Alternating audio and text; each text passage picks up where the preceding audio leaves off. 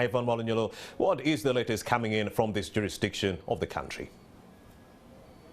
Malignolo, what is the latest coming in from Entebbe? Ivan?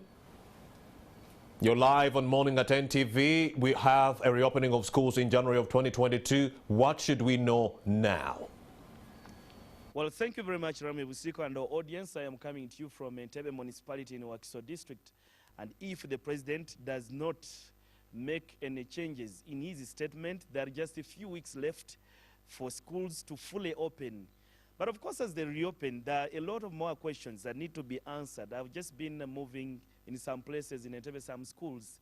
Actually, when you get to them, the best word I can use is they have gone out of shape. Some classrooms, have grown grass. Some of them have become a hub of thugs. But we want to know, in the past we've seen that some schools have always put a load on students. Upon reopening, where a student is supposed to report with a bag of cement, a slasher, a panga, brooms, among others. But what is the preparation this time as these schools are looking up to reopening? I am joined by the Principal Education Officer for Entebbe Municipality, Madam Sarah Nabidye, to just paint for us a picture of how the preparations are like as they look forward to reopening. And good morning and welcome to NTV. Thank you. Good morning, viewers. My name is Nabidye Monica Sarah, and I'm the Acting Principal Education Officer in Entebbe Municipal Council. Yeah, I've been to some schools that have gone out of shape. Actually, they need a lot of renovation if that to be put into use. What is the plan like for reopening? Yeah, thank you.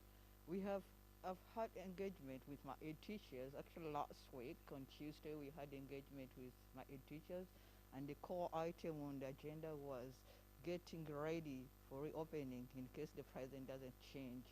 So we had agreed with my aid teachers that I'll be carrying out school inspection, and among the things to check on is saying that they are meeting the minimum education standard as well as observing the SOPs.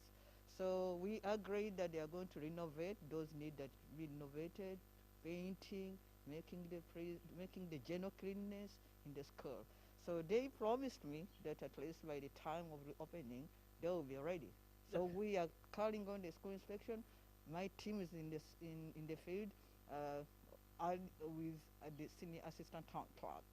But we know that can be in the government schools, but the modality of exploitation, extortion by the private ones that will tell students to provide what I mentioned earlier.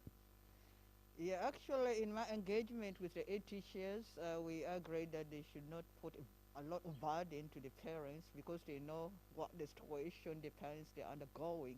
So we agreed at least they come to agreement with the parents. I advised them to invite the parents and agree on certain issues. I also engaged the directors. On last Thursday, I engaged the directors and we talked, we agreed that they should not put burdens to the parents. So I hope when the school opens, I think they will be having small understanding between the school and the parents as well. Yeah, are you sure all the schools in Entebbe will reopen, or you think some have been affected by the pandemic and they may not open? Yeah, obviously the schools have been affected, and I can firmly confirm that only one school showed that will not open, but all the schools I think they will open.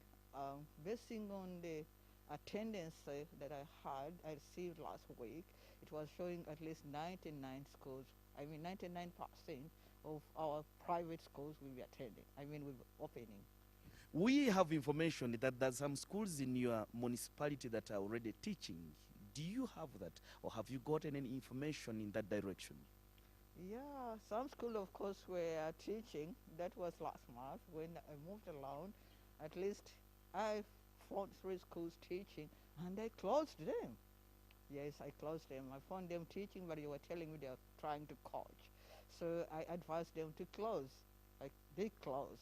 I doubt whether currently they are in a school teaching.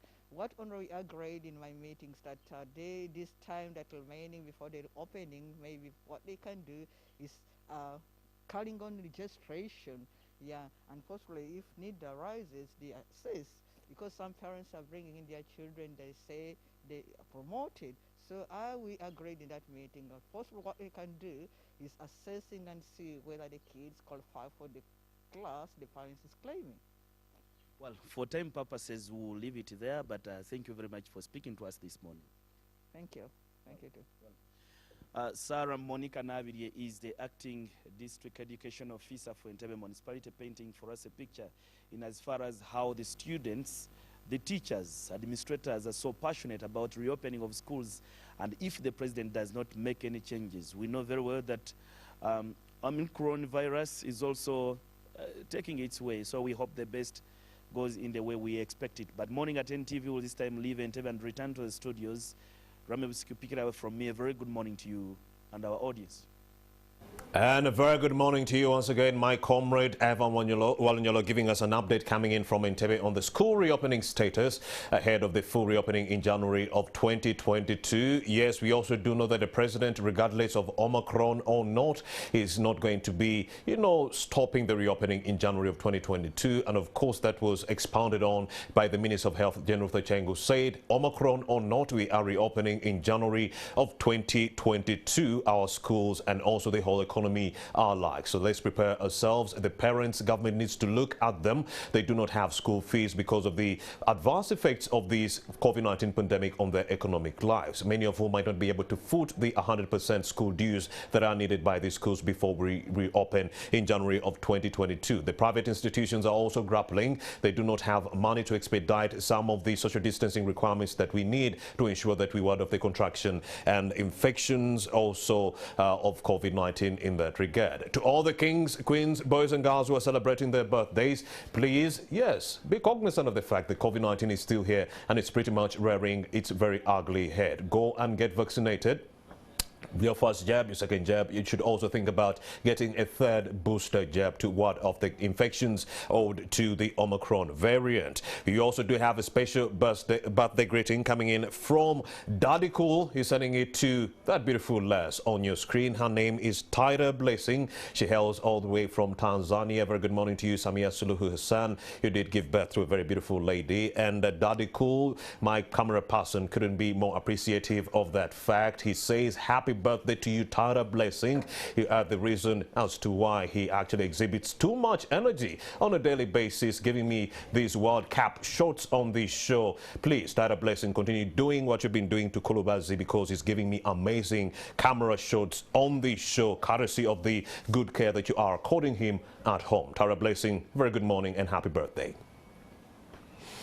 And also, happy birthday to all the other kings, queens, boys and girls who are celebrating their birthdays on this particular day. But don't forget, Omicron is in over 63 countries and it's rearing its very ugly head, leading to immense hospitalizations that you're seeing right now. The very first death owed to Omicron was registered yesterday, so vaccinations are the only way we could actually win this fight against this pandemic. A third booster shot is also being